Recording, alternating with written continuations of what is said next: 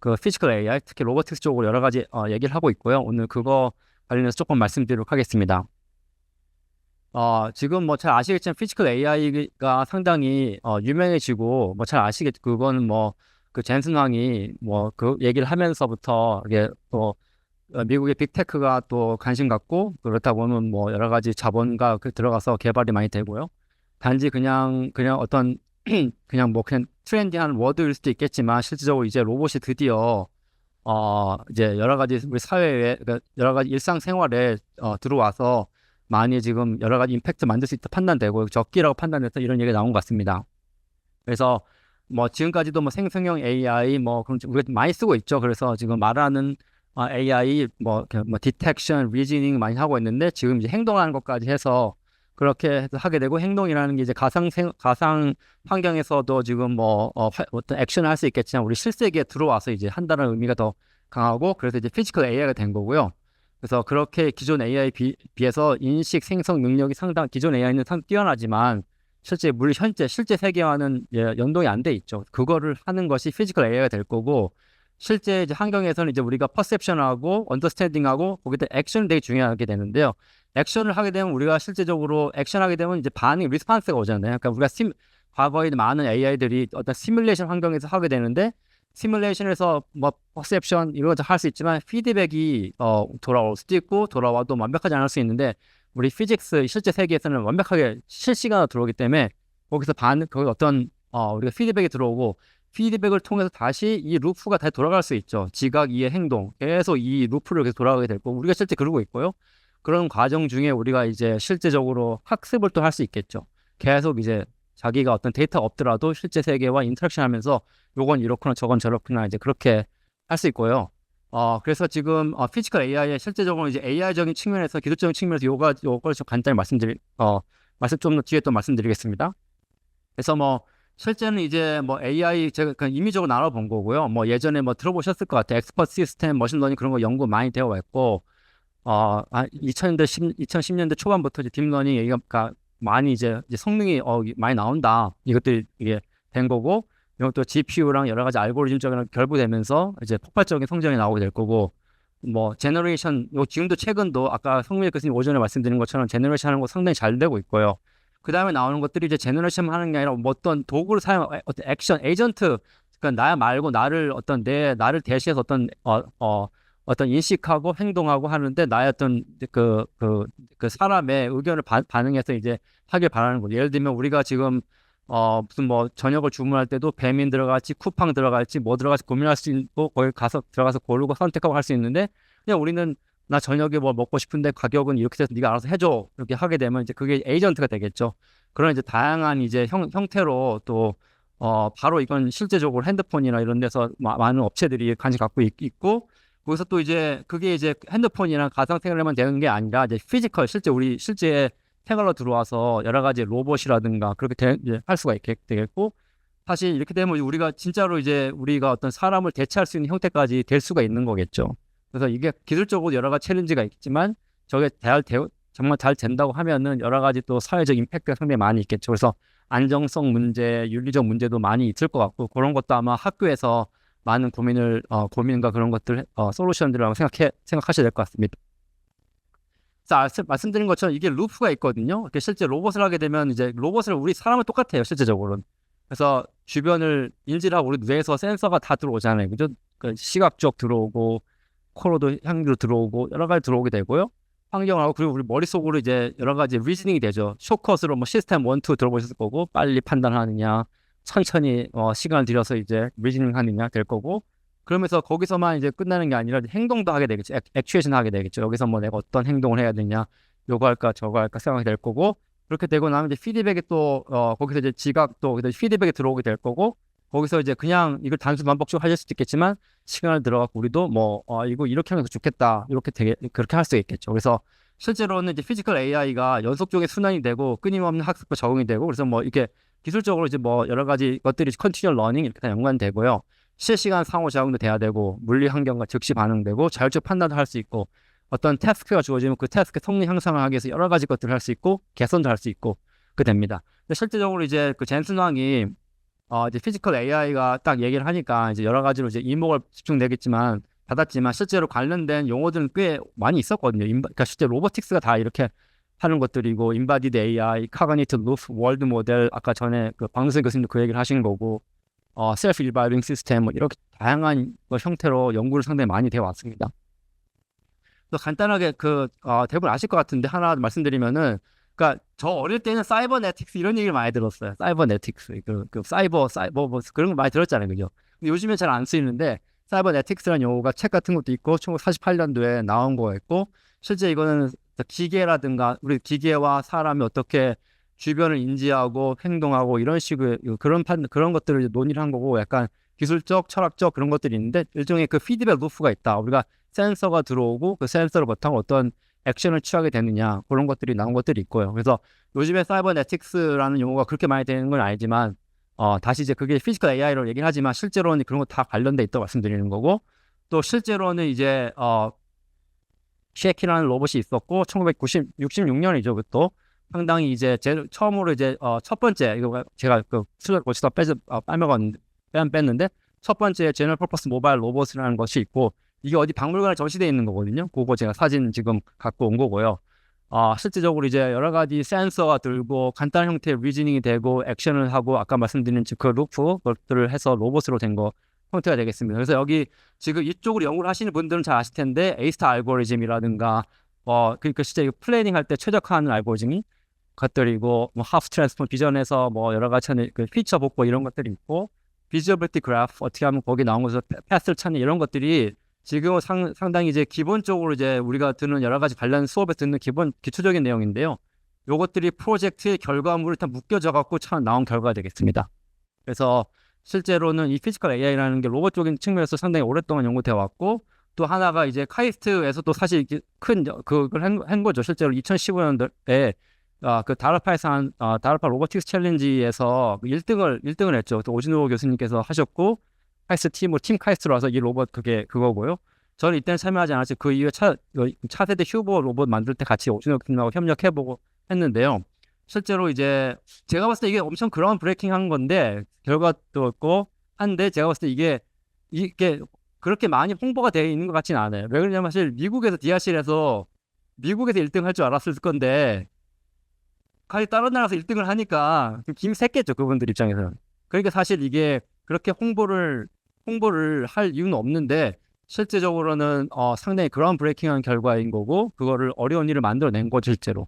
그래서 저쪽에 하나가 이게 우리가 이런 거 할 때 뭐 외국에 뭐 MIT가 어떻고 뭐 그런 얘기 하는데 실제적으로 우리가 한 것들이 되게 그것들이 있고 그 서로 얘기도 해주고 그래서 아까 그 처음에 그 이상희 교수님 얘기했지만 뭐죠 네트워크 효과로 무슨 공시지가가 올라간다고 말씀하셨는데 이게 이렇게 서로 얘기해주고 사이트 해주고 인정해주고 이래야지만 임팩트가 올라가고 네트워크 효과가 올라가는 거잖아요, 그죠? 그래서 그런 측면에서 한번 또 간단히 말씀드리고 우리 카이트에서 엄청 큰 일을 했다, 다 아시겠지만 그리고 실제 이제 여기서 이제 이런 기술들이 있지만 계속 이제 학계나 여러 가지 계속 로봇을 계속 연구되어 왔는데 실제적으로 이게 큰 결과를 만들어낸 것들이 이제 AI 급박하게 발전이 되고 있는데 미국의 빅테크들이 이게 뭐 엔비디아니 테슬라니 오픈 AI 이런 데서 이제 다양한 형태로 이제 AI의 차세대로 이제 그냥 찍은 거죠. 그래서 그게 찍고 그냥 브랜드 워드 그냥 일종의 버즈 워드로만 끝나는 게 아니라 돈이 천문학적으로 들어가고 근데 그게 돈이 들어가는 게 실제적으로 그냥 돈만 투자하는 게 아니라 실제 개인이 보이는 거죠. 실제 뭐 에이징 파퓰레이션이 우리나라도 있지만 중국도 그런 문제가 있고 전 세계적으로 같은 문제가 있기 때문에 이것들을 어떻게 되느냐 이게 현실화된 것 같죠. 그리고 이제 이런 거 관련해서 시장 투자, 숫자 같은 이런 것들은 뭐 그런 데서 다 제공하는 건데 이게 얼마나 맞을지 그것까지는 모르겠지만 확실한 거는 상당히 여기에 지금 뭔가 있어 보인다는 생각을 하고 있는 것들이죠. 그래서 열심히 지금 하고 있는 상황이고요. 그래서 그 관련돼서 제가 조금만 몇 가지 말씀드리면 구글에서 구글 쪽에서 하는 걸 말씀드려볼게요. 구글에서는 이제 2023년에 RTX에서 하는데 실제로 이게 우리가 기본적으로 다 아는 게 지금 현재 나오는 거는 알고리즘 되게 중요하고 데이터 머신러닝 기술 아키텍처 로스 펑션 다 중요하지만 데이터가 일단은 이게 결정적인 차이를 만들어낸다는 건 다 아실 거예요. 그래서 그것들이 이제 머신러닝에서 이제 비러 레슨 로 많이 알려져 있는데요. 내가 아무리 알고리즘 개발했는데 결국은 그거보다도 단순한 알고리즘에 데이터를 10배 넣으니까는 성능이 더 좋아지더라. 이게 나와버린 거죠. 그래서 데이터가 되게 중요하다는 게 있고요. 그래서 데이터가 쉽게 구할 수 있는 것부터 차근차근 그 문제 해결되고 있는 거죠. 텍스트 뭐 이런 것들은 지구상에 있는 모든 책 같은 것들을 다 해갖고 챗GPT에 넣어갖고 지금 한 거고, 그다음에 비디오도 유튜브나 이런 거 많이 있으니까 그래서 여러 가지 형태로 이제 비디오, 또 텍스트, 뭐 비디오 뭐 이렇게 해서 나온 거고, 실제로 이제 이제 로봇 쪽에서는 이제 로봇에 있는 것들도 필요한데, 이제 이 로봇은 이제 텍스트와 비전도 되게 중요하지만 센서 데이터라든가 여러 가지 또 추가적인 정보가 되게 많이 필요하잖아요, 그죠? 그래서 그런 데이터들을 또 모으는 것들이 이제 여러 가지 어려운 점이 있고, 실제로 이제 초창기 로보틱스 하시는 분들은 약간 그것도 약간 뭐랄까 그 멘틀 갭이라고 할까요? 난 로봇 쪽을 잘하고 있는데 여기 뭐 AI가 이거 왜 필요해? 난 원래 AI 사람이고 왜 뭘 바꿔야 되나? 이런 것도 있는 거예요. 내가 하던 거 고전적인 방식으로 하면 잘 텐데, 이게 켜켜이 쌓이는 아까 말씀드린 에이스타 알고리즘이라는 그런 것들이 최근 60년 나온 것들이 되게 많기 때문에 그거 잘 되는데, 시작가 되는데 뭐 굳이 또 뭘 해야 되냐? 이런 것들이 있어서 지금 이걸 해야 돼 말아야 되나 이런 상황에서 이쪽 AI 관련된 또 분야 새로 학회도 만들어지고 있고 막 이런 것들이 새로 막 이제 나오는 거죠. 그런 것들이 지금 이제 그런 논의보다는 이제 워낙 챗GPT라든가 제너러티브 AI에서 성능을 너무 많이 보여줘 갖고 늦으면 큰일 난다 생각하고 있는, 이제 늦으면 더 큰일 난다는 생각하고 있어서 일단은 해보자는 생각이 있고요. 데이터를 그래서 다양한 데서 많이 모아갖고 이걸 모아서 그또 로봇도 사실 로봇 종류가 되게 많잖아요. 그래서 같은 팔 같은 것도 로봇이 어떤 아직 표준화가 그렇게 많이 돼 있지는 않죠. 표준화가 많이 돼 있지 않기 때문에 그런 것들을 나아가야 될 텐데, 일단은 그런 거 안 되니까 22개의 종류 다양한 팔들, 로봇 팔 뭐 이런 것들 하고 해고, 스킬도 한 500개 정도 스킬 뭐 물을 푸어하고 스태킹하고 이런 것도 세고 데이터 또 있는 거 다 모아서 한번 해본 거고, 이런 태스크들이 지금 있는 거죠. 그래서 구글이 이런 걸 해서 매니플레이션만 뭐 잡고 놓고 이런 것만 일단 한 거고요. 실제로 해보니까 여기서 나온 게 뭐냐면은 진짜 다양한 로봇에서 크로스 인바디 다양한 로봇으로 데이터를 모아 보니까 우리가 그래서 제너럴라이제이션 어떤 일반적인 모델을 만들어낸 거죠. 그래서 쉽게는 그냥 챗GPT 같이 어떤 파운데이션 모델을 만들어냈는데, 이게 실제로는 각각 로봇 이전에는 각각 어떤 태스크가 있었거든요. 예를 들면 뭐 키친 매니플레이션, 뭐 스푼을 집어라, 뭐 케이블을 이렇게 해라, 연결해라. 이게 다 논문 주제거든요. 예전에 다 논문 주제고 지금도 물론 주제고, 이런 것들이 그걸 해당하는 퍼셉션, 액션 알고리즘 다 있었어요. 알고리즘 다 있고 있었는데, 이거를 다 통짜로 한 것이 이게 RTX였죠. RTX가 이게 여기 있는 거고요. 이런 걸 해보니 그 기존에 있던 그거에 테일러드된 커스터마이즈 알고리즘보다 더 좋은 성능이, 이게 YG 성능인데 더 좋은 성능을 보인다는 거를 구글이 이게 보인 거죠. 그래서 이것도 이제 하나 챗GPT 모으면 될 수 있겠다라는 이제 가능성을 보여준 거죠. 데이터의 힘이도 데이터를 모으고 똑같이 우리가 성공할 수가 있겠다라는 보여준 거고요. 그 다음에 이제 그것이 있었기 때문에 이제 계속 구글 쪽에서는 계속 이런 걸 한 거고, 들어보셨겠지만 이제 랭귀지 모델도 아니고 비전 랭귀지도 했고, 그 다음에 비전 랭귀지 액션까지 가게 되는 형태가 되겠죠.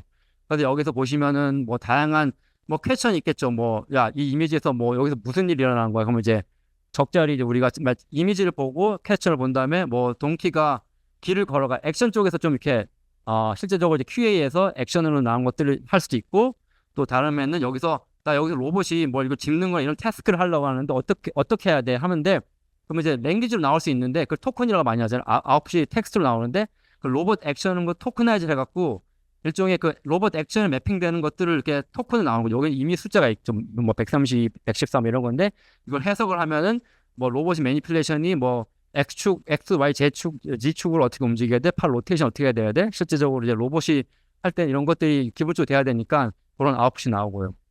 그렇게 해서 실제적으로 시간상 디테일을 말씀 못 드리겠지만, 우리가 일반적으로 아는 그런 파운데이션 모델의 그런 틀에서 연결을 하고 매핑을 하고 하면니까 잘 되더라는 것이 알려져 있는 거죠. 다음은 이제 여기까지는 이제 오픈 소스가 별로 없는 것 같아요. 잘 쉽지 않은데 오픈 VLA 같은 게 있어갖고 이거 작년에 나온 건데, 실제 아까 것도 나온 것들이 이제 좀 우리가 해볼 수 있는 상황에서 됐어요. 그래서 지금 저희 연구실도 뭐 GPU 비싼 것도 없고 엘벡트 하나도 없고 그런데도 돌릴 수 있는 정도 컴팩트한 모델도 있고 해서 이렇게 해서 한번 저희 같은 사람도 할 수 있는 토대가 만들어졌다. 그신 거 보시면 될 것 같고, 또 올해는 얼마 전이죠. 엔비디아 코스모스가 이제 엔비디아 이런 거 참 잘하고 하드웨어뿐만 아니라 이런 소프트웨어. 그러니까 실제 엔비디아 아시면 알겠지만 엔비디아가 게임 회사를 위해서 하기 때문에 게임 회사 직원들이 바쁘거든요. 맨날 데드라인 밤새고 막 이러는데 뭐 새로운 소프트웨어 API가 나와 서버를 안 쓰거든요. 엔비디아가 그래서 가갖고 요거 이렇게 짜고 이렇게 데모 만들면 돼. 그런 걸 되게 잘하거든요. 서비스, API 그런 거 잘 해주는데 그런 마인드셋으로 그런 에코시스템을 다 만들고 데모까지 다 하고 되게 잘하거든요. 그래서 로봇 쪽도 알케에서 나오고 이렇게 보여주는 거죠. 여기 뭐 이게 뭐 이게 여기서 지금 딱 보고 비디오가 있는데 여기서 이제 세이프티 이슈가 있는 이 사람이 떨어지면 안 돼요. 여기 지금 그 뭐 하니스라는 딱 벌어져 있는데 보고 그거 하고 있고 뭐 주면은 잘 하고 있고 뭐 세이프티 룰에 따라서 하고 있습니다. 실제 이제 제조 현장이나 이런 것들에 대해서 쓸 수 있는 것도 지금 보여주고 있는 거죠. 그래서 하나가 좀 이거는 지금 IQ 테스트인데요. 실제 피지컬 AI 쪽이 나온 건 아니고 파운데이션은 아니고 일반적으로 우리가 이제 그 LLM 기준으로 여러 가지 것들이 있어요. 그래서 보면 가려져 있는 저는 주로 챗GPT 4를 주로 썼거든요. 4를 썼는데 그게 IQ가 94가 그러니까 IQ 일반 IQ 테스트랑 94가 나온대요. 저는 제 IQ가 100은 되는 줄 알았는데 챗GPT 4 쓸 때 제가 답답하다는 걸 걔가 저보다 멍청한 생각을 해본 적이 없어요. 그러니까 저는 94가 안 되는가 봐요. 근데 이제 이게 제가 이제 2달 전에 한 건데 그때 2달 전에 나온 게 재미난 최신 버전이 130인데 제가 IQ가 100도 안 되는데 저는 차이를 못 느끼겠더라고요. 4나 재미난 그래서 제가 4를 쓰는데 그것도 하나 요소가 아닐까. 내가 뛰어나지 않으니 차이를 못 느끼는 게 아닐까. 벤치마크로는 이래요. 재미난이가 상당히 나오고 지금도 2달 전인데 지금 이제 뭐 곧 이미 됐을 거예요. 150 있고 문제는 이제 이거 풀면 어떻게 될까. 사회적 이슈를 생각을 해봐야겠죠. 근데 또 다르게 지금 제가 피지컬 AI니까 피직스 IQ를 벤치마크도 있어요. 그래서 여기 아까 성민재 교수님도 말씀해 주셨고 다 재는데 피지컬하게 잘 되느냐. 그러니까 피직스라는 게 실제로는 의미를 명확하게 할 수 있거든요. 예를 들면 뭐 솔리드 미케닉스, 플루이드, 뭐 광학 이렇게 되는데 거기도 나오는 이미지 생성해 봤을 때 그런 우리가 알고 있는 그런 역학적인 걸 따라가냐 봤을 때 실제 소라 아까 보여주셨는데 성민재 교수님도 엄청 잘 되는 것처럼 보이지만 실제 이렇게 벤치마크는 10%밖에 안 돼요. 잘 맞지 않는 거죠. 근데 이것도 제가 요것도 지금 며칠 전에 가서 이거 캡처했는데 그 벤치마크 사이트가 그새 올라갔어요. 30까지 올라갔고 제가 며칠 전에 또 봤을 때 중국에서 뭐 40점이 나와 이게 몇 달 사이 막 올라가는 거예요 지금 이게. 그래서 지금 그러고 있어요. IQ 벤치마크는 상당히 처음에 만들어지는 건데 그것도 지금 되게 낮지만 빨리 따라오고 있고 간단한 케이스는 현재 이렇다는 거. 이것도 계속 앞으로 개선할 방향은 되게 많이 있다고 생각됩니다. 한 예죠. 그래서 뭐 여기 컵에다가 뭐 동영상이 플레이가 안 되네. 이걸 성냥을 집어넣으면 불이 꺼지잖아요. 근데 소라에 넣어보면 갑자기 불이 켜지고 막 이렇게 물리적인 현상 그걸 반영을 못하고 있는 이슈가 있고요. 근데 중국은 너무 잘하고 있죠. 중국 너무 잘하고 있고 저는 이게 그냥 로봇 전용 몰 개장을 했는데 여기 로봇 하시면 알겠지만 저도 로봇 해보니까 로봇이 하드웨어 사갖고 테스터가 될 것 같은데 며칠 하다 보면 고장이 나요. 고쳐야 되거든요. 고치면 또 보냈다가 뭐 한 달 걸리고 그러면 학생 고장내면 안 돼. 다음날 또 고장 나고 이 사이클이 엄청 나거든요. 근데 그게 아예 로봇 빌딩에서 판매, 서비스, AS 부품 조사, 피드백 다 하는 그게 이 에코시스템을 만들어 버렸다는 거. 이 의미가 되게 크다고 보거든요. 아직 우리나라에 있지도 않.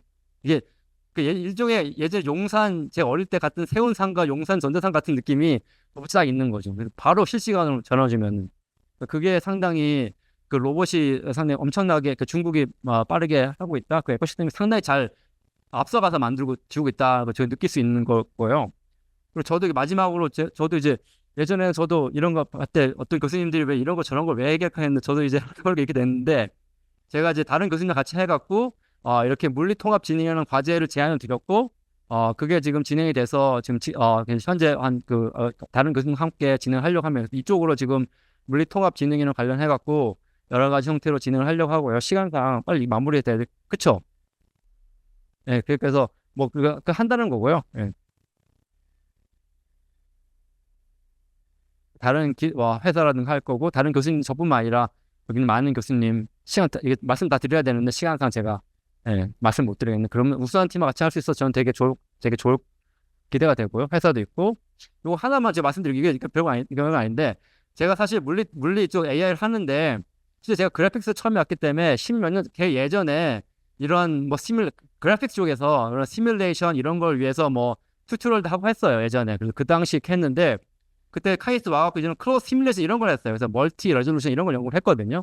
근데 저한테 사실 그게 어떤 이슈였냐면은 계속 물리로 갖고 그래픽스 쪽으로 시뮬레이션 갈 것인가 근데 카이스트 와보니까 카이스트 로봇을 되게 잘해 하시더라고요. 그래서 로봇을 할 건가 이런 두 가지 선택지가 있었어요. 저한테는 선택지가 있었는데 저는 근데 개인적으로 그래픽스에서 이런 시뮬레이션 하는 게 좀 재미가 없더라고요. 왠지 모르겠어요. 그래도 오래 했는데 그쪽에 그거보다는 로봇 쪽을 하는 게 더 와닿더라고요. 더 재미있고. 그래서 저는 그런 선택을 했어요. 그런 선택을 했고 지금도 이렇게 거기까지 온 건데 하나가 그렇게 하면서 제 크로스 시뮬레이션 했는데 그때 같이 한 그 학생하고 그때 그 회사를 같이 했는데 전혀 생각 못 했는데 그게 지금 클로 버추얼 패션이라고 아시는 모르겠지만 현재 지금 연 500억 매출을 내고 있어요. 90% 이상 해외 매출하고 있고요.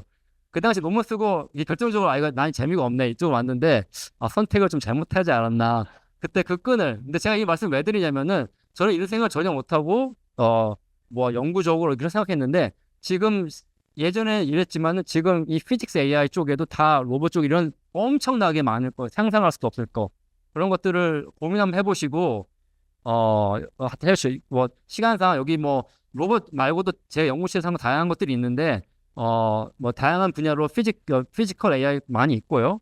윤리적인 이슈도 로봇의 사고 막 생기고 이제 자율적으로 움직이기 시작하면 터미네이트 모르겠어 그런 영화사에 보는 그런 일도 있기 때문에 실제 실존하거든요. 이거 진짜로 실존하기 때문에 신경을 많이 쓰고 대학에서 할 게 많다고 생각됩니다.